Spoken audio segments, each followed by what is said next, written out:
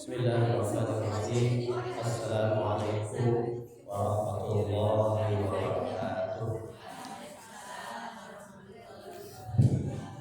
A'udzu billahi minasy syaithanir rajim. Bismillahirrahmanirrahim. Alhamdulillahirabbil alamin. Wassalatu wassalamu ala sayyidina Muhammadin afdhalil zakirin wa sayyidish syakirin wa imamil mursalin wa khatamin nabiyyin wa ala alihi wa ashabihi wa man salaka tariqahum ila yaumiddin, amma ba'd. Faqala rabbi shrah li sadri wa yassir li amri wa hlul 'uqdatam min lisani yafqahu qawli. Wa qala Allah ta'ala fil Qur'anil Karim wa huwa asdaqul qa'ilin. A'udzu billahi minasy syaithanir rajim. Bismillahirrahmanirrahim.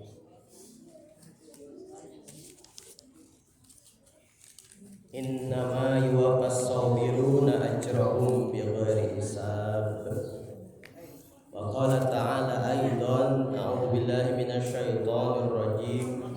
Bismillahirrahmanirrahim. Walau tara idz zalimuna fi ghamaratil maut wal malaikatu basitu aydiyahum akhriju anfusakumul yawma tujzauna adzabal huni bima kuntum taquluna 'alallahi ghairal haqq wa kuntum an ayatihi tastakbirun. Shadaqallahul azim.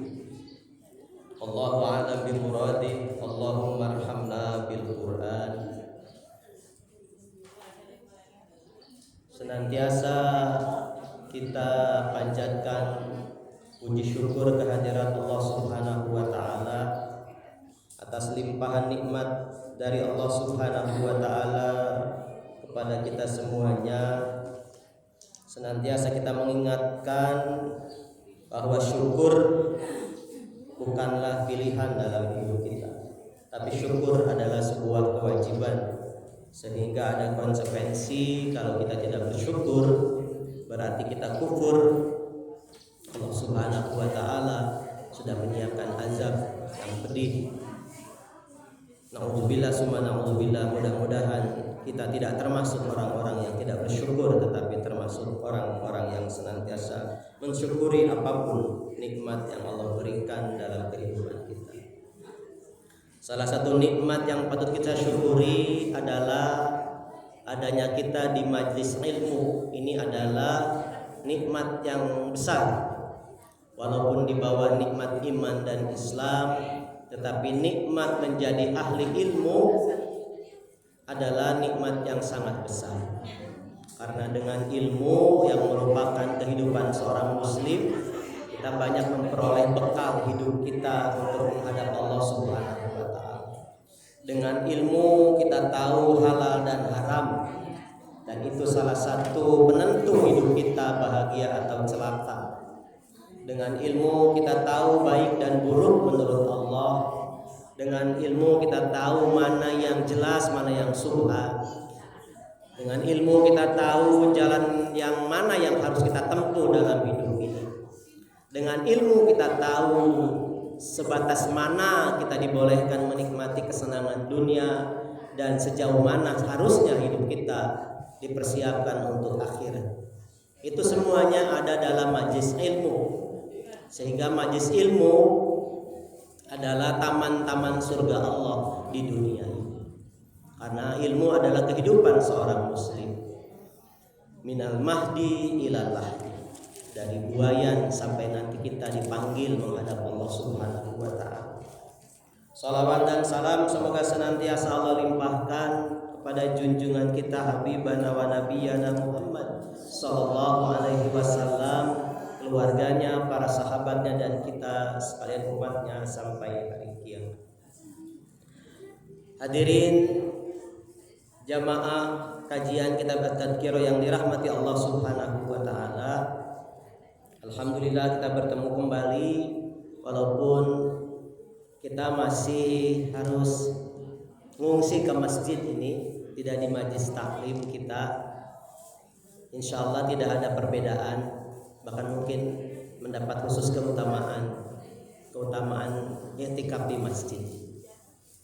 Kita akan melanjutkan kajian kita masih dengan tema umum kita, perjalanan menuju Allah Subhanahu wa taala, dan tema kajian kita masih dengan tema mizan, al-mizan, timbangan amal perbuatan, bagian ketiga ini ya. Bagian ketiga. Sepertinya masih ada satu bagian lagi nanti, bagian keempat terakhir tentang mizan.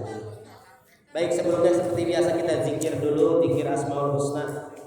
A'udzubillahi minasyaitonirrajim. Bismillahirrahmanirrahim. Ya Allah, ya Rahman, ya Rahim, ya Malik, ya Qudus, ya Salam, ya Mu'min, ya Muhaimin, ya Aziz, ya Jabbar, ya Mutakabbir, ya Khaliq, ya Bari, ya Musawwir, ya Ghaffar, ya Qahar, ya Wahhab, ya Razzaq, ya Fattah, ya Alim, ya Qabid, ya Basir, ya Khafid, ya Rabbi, ya Mu'iz, ya Mudhil, ya Sami, ya Basir, ya Hakam, ya Adil, ya Latif, ya Khabir, ya Halim, ya Azim, ya Ghafur, ya Syakur, ya Ali, ya Kabir, ya Hafid, ya Muqit, ya Hasib, ya Jalil, ya Karim, ya Raqib, ya Mujib, ya Wasi', ya Hakim, ya Wadud, ya Majid, ya Ba'is, ya Syahid, ya Haq, ya Wakil, ya Qawi, ya Matin, ya Wali, ya Hamid, ya Muhsi, ya Mubdi, ya Mu'id, ya Muhyi, ya Mumit, ya Hayyu, ya Qayyum, ya Wajid, ya Majid, ya Wahid, ya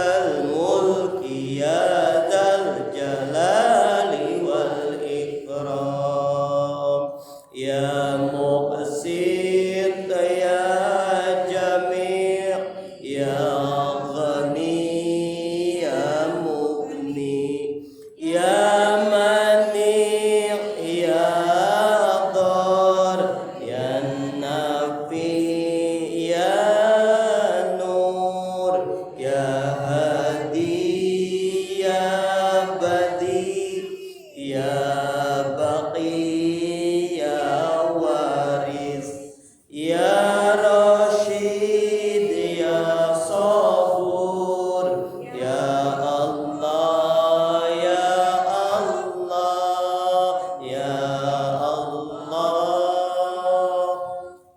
Alhamdulillahirabbil alamin. Ketika kita berdoa di dalam Al-Quran, Allah Subhanahu wa Ta'ala memerintahkan kita untuk berdoa menggunakan Asmaul Husna. Walillahi Asmaul Husna fad'uhu biha.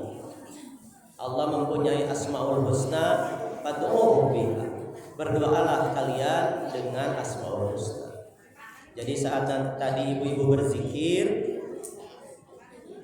Asmaul Husna Allah yang mana yang sangat mendesak kita ingin Allah mengabulkan doa kita.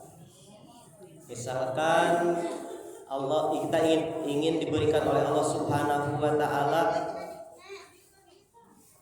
kekuatan iman, kekuatan Islam, kekuatan apapun yang baik, maka kita ketika sampai ke Al-Qawi, Allah yang Maha Kuat, maka dibersihkan dalam hati, dikertekeun dina hati doa urang, ya Allah kuatkan aku.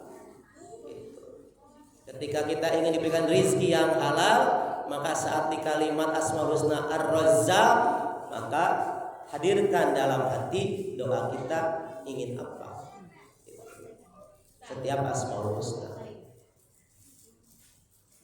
Ketika kita merasa bersalah, berdosa, ketika kita sampai di Asmaul Husna Al-Afu, maka hadirkan dalam hati, ya Allah, ampuni aku, maafkan aku ya Allah. Ketika kita ingin dikasih sayang sama Allah di Ar-Rahman Ar-Rahim, di Ar-Ra'uf, maka hadirkan hati kita minta sama Allah. Mudah-mudahan Allah Subhanahu wa Ta'ala mengabulkan doa kita dengan Asmaul Husna. Saat kita merasakan kebenaran, hari-hari ini samar dalam hidup kita, nu benar disalah-salah, nu salah dibenar-benar, maka saat kita akan mendapati sampai di Asmaul Husna Al-Haqq, Al-Haqq, Allah yang Maha Benar, hadirkan dalam hati, ya Allah, hadirkan. Allahumma arinal haqqa haqqa warzuqna ittiba'ah wa arinal batila batilan warzuqna ijtinabah. Walaupun di dunia sehebat apapun kita tidak akan mendapat keadilan, itu hanya mimpi saja. Kamu plus dunia, di dunia mah mulai anggeus dan wah. Jelema soleh apapun tidak akan selesai. Rasulullah SAW tidak selesai di dunia. Orang-orang yang menyakiti Rasul dulu, menyakiti, mengintimidasi, itu nanti di akhirat selesainya. Di dunia tidak semuanya dapat balasan, hanya beberapa dapat balasan. Gitu. Maka Asmaul Husna ini harus menjadi zikir harian kita, ya. Zikir harian kita. Sebut-sebut nama Allah. Walillahi Asmaul Husna fad'uhu biha. Allah memiliki 99 nama yang baik, berdoalah dengan Asmaul Husna.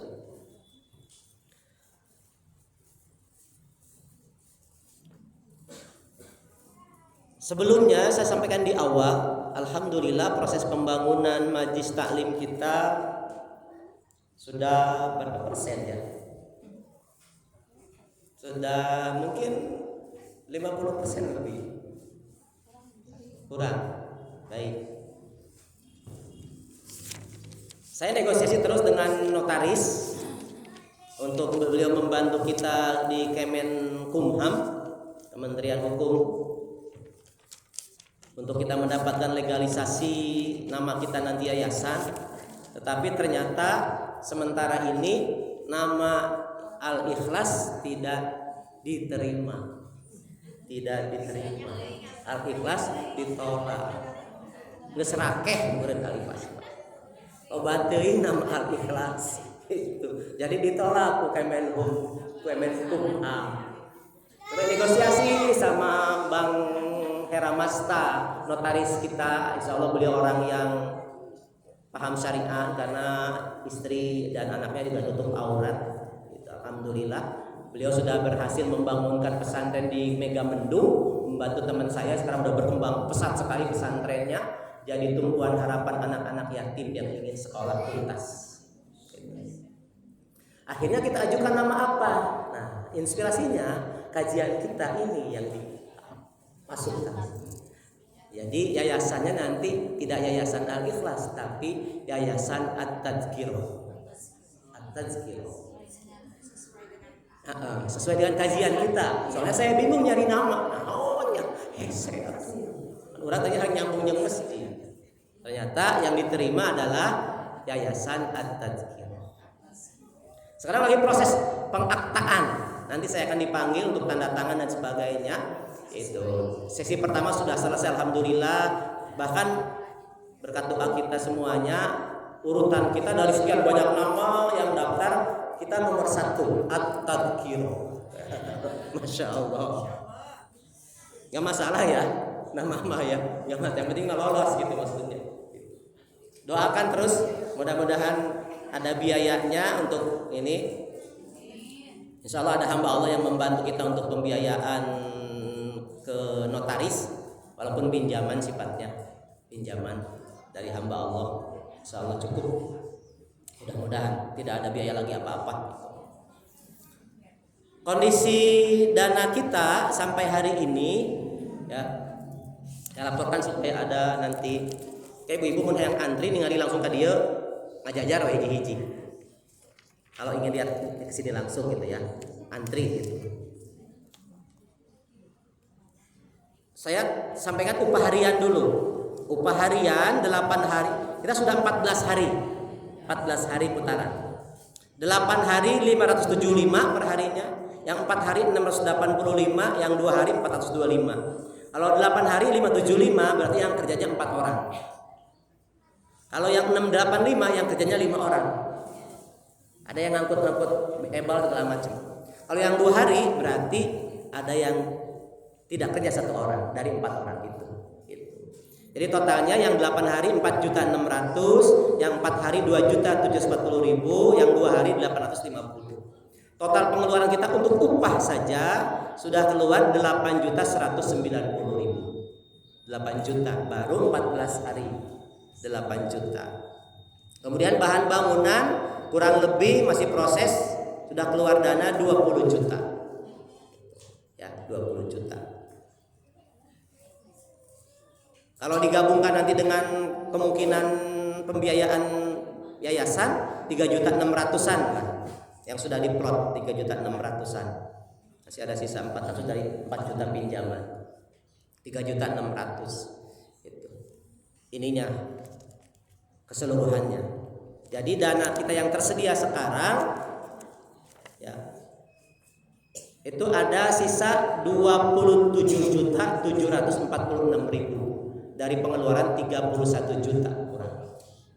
Tapi alhamdulillah terakhir masuk kemarin sudah termasuk yang saya sebutkan tadi ya, alhamdulillah sudah banyak yang ada yang transfer. Ada yang transfer, ada yang 2 kali transfer.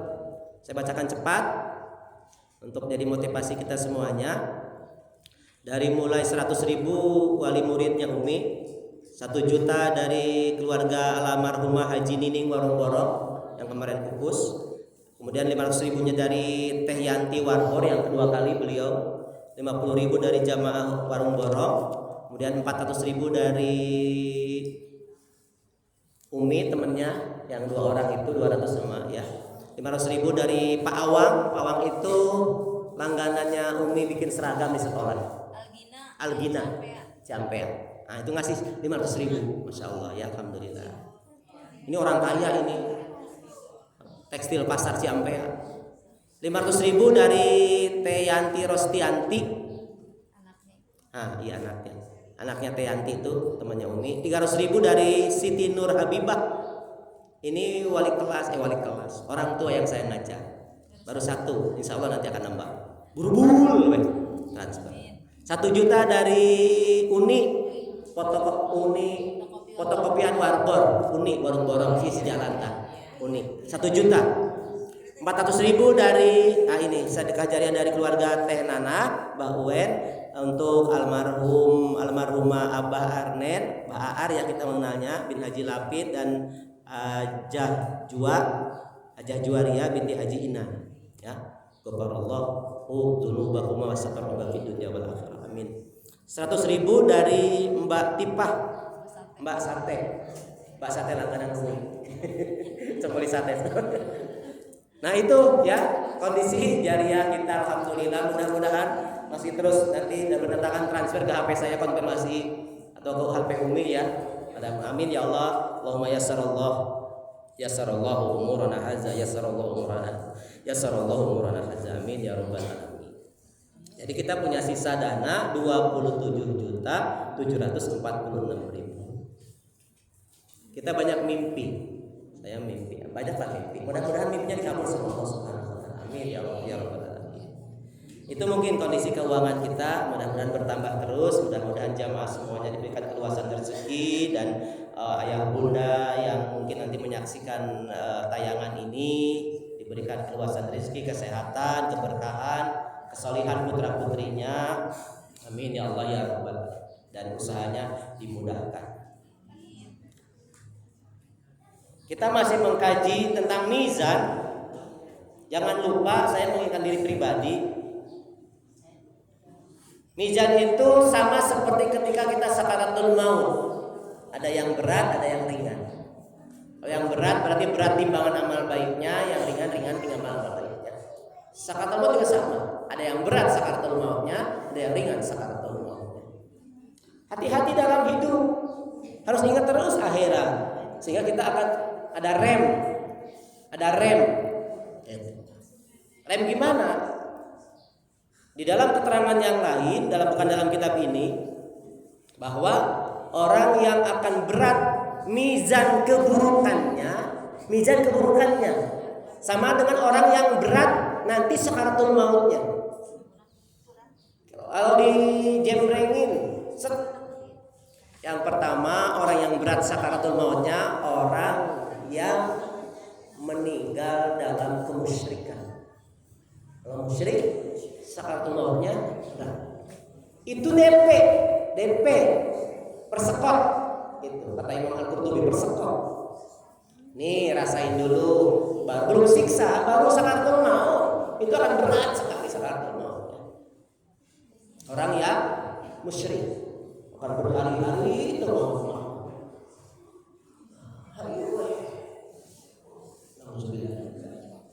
Yang kedua orang kafir, walaupun kelihatannya mudah, jebret langsung maut, tapi proses sakaratul mautnya ya berat. Wanazi'ati gharqa. Yang ketiga orang yang durhaka kepada kedua orang tua, sakaratul maut berat. Kita punya contoh dalam riwayat sahih tentang Alqamah, bagaimana dia durhaka kepada orang tua dan ibunya. Dia sakaratul susah, mau ruhna tak bisa dicabut. Pas orang ngusap belut, itu tarik dulu, nonton istirahat dulu nonton. Sampai Nabi harus menginstruksikan ketika ibunya tidak mau memaafkan, aku tidak mau memaafkan anakku Alqamah. Sakit hatiku dalam riwayat itu. Karena dia sudah mengabaikan aku dan mementingkan istrinya. Bayangkan, suami mentingin istri membuat orang tua tersakiti hatinya. Itu penyebab susah sakaratul maut. Bagaimana kalau durhaka beneran? Ngusir induk, ngusir bapak, jahat ke induk, musuhan dengan induk bapak, nges benar. Kepada maut. Sakaratul maut. Sampai kata Nabi ketika tahu ibunya tidak memaafkan, ya sudah, kumpulkan kayu bakar saja di dunia sekarang supaya meringankan dosanya nanti di akhirat. Kumpulkan kayu bakar. Akhirnya ibunya apa? Orang orang tua mah ke anak, walaupun anak sadur akapungan teh nya awai ke anak mah. Bebeakan kita orang tua jeung anak mana awai ge, heuh dijieun tameng. Akhirnya apa? Ibunya memaafkan. Setelah dimaafkan langsung kerelep maaf. Itu. 3. Yang keempat terakhir, perbuatan zolim. Zolim itu dosa, semua dosa masuk zolim. Makanya syirik la zulmun azim. Syirik tadi disebut zolim yang paling besar. Syirik nomor 1 ngahesekeun sakaratul maut. Ngaberatkeun mizan kagorengan urang. Moal aya nu ngelehkeun. Moal aya kebaikan nu bisa ngimbangi musyrik. Moal bisa. Ngejebret timbangan teh jebret. Langsung kebaikan langsung ringan, keburukan langsung berat. Zolim termasuk zolim naon? Zolim perbuatan zolim. Contoh si abdi anu menjelaskan di kejamaah berulang-ulang. Contoh orang lamun nagih hutang entong zolim, entong mencaci maki. Eta zolim, ngahesekeun sakaratul. Mun aya nu minta maaf ka urang, maafkeun. Entong digantung, nyari hate moal dihampura. Tah, zolim. Zolim teh lawanna adil. Adil nama urang memaafkan. Allah ge nu nyiptakeun urang adil, memaafkan semua hambanya yang berdosa sebanyak apapun. Kalau dia sungguh-sungguh minta maaf, diampuni sama Allah, diampuni sama Allah. Ghaffar, Ghafur, Tawwab, Maha penerima taubat, Maha pengampun. Urang teu mengampura, zolim, ngahesekeun sakaratul maut. Komo lamun ibadah urang ece-ece. Mun ibadahna kenceng oge belum tentu bisa mengimbangi beratna sakaratul maut ketika zolim. Tingali Quran surat Al-An'am ayat 93. Bisa enggak dibuka di HP? Al-An'am 93. Orang yang modern, Google, tadi Google. Al-An'am 93 supaya Umi bacakan.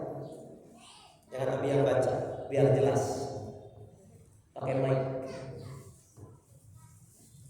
93. Al-An'am 93.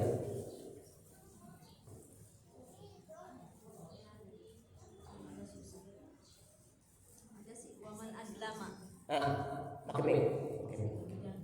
Nah, bacakan. Zolim membuat sakitnya saat berlipat-lipat.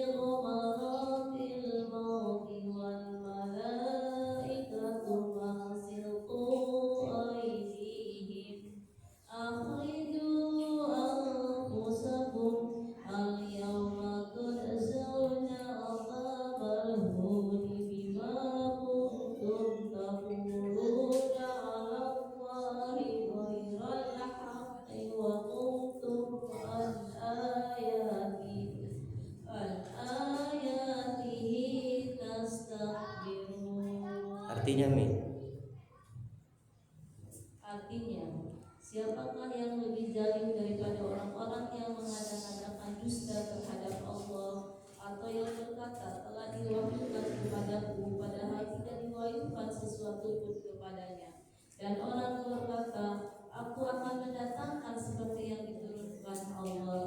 Seandainya saja engkau melihat pada waktu orang-orang zalim itu berada dalam kesakitan sakaratul maut, sedang para malaikat mengumpul dengan tangannya sembari berkata, keluarkanlah nyawamu. Pada hari ini kamu akan